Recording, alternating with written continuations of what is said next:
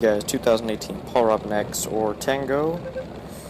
Today I'm coming at you with a A-1 Skyraider tutorial, and I'd like to let you know I do not make too many A-1 Skyraider tutorials, just because the airplane's relatively slow and I prefer faster jets. There's nothing wrong with the airplane. It's a little bit of a challenge to fly, especially whenever you're at a high gross weight.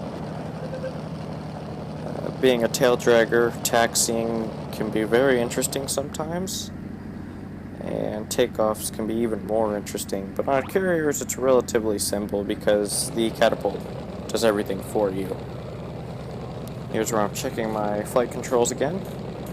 Strange thing you'll see here is the tail will come up while you're on the catapult. Don't be alarmed, this is completely normal.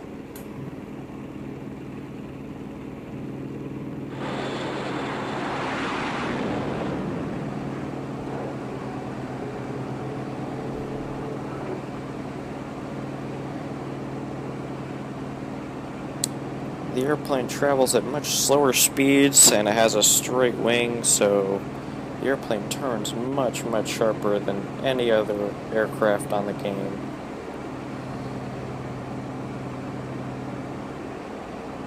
When saying aircraft, I really mean airplanes, but you know what I meant. So right now we're making our downwind turn. You'll notice that we are just a heck of a lot closer to the carrier with the A-1, because the turn radius of the A-1 is so much better than any jet on the game. This is where I'm going to drop my landing hook pretty soon here. Right here is where I drop the landing hook. And on a Skyraider, I usually wait till I'm about 2 nautical miles from the carrier or so to turn it for final. I like to put the landing gear down on the downwind leg just because of the shortened distance between me and the carrier.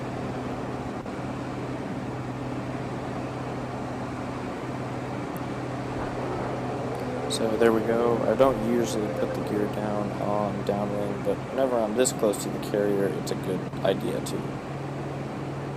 The airplane takes a lot of thrust in the turn to keep it from stalling. A good approach speed for this airplane is 100 knots. If you're looking for a stall speed, that would be about 75 knots really. This thing is very slow and you can bring it down to a very low speed on landing, which can be nice, and the airplane stops very short. The airplane takes very little distance to stop, I should say.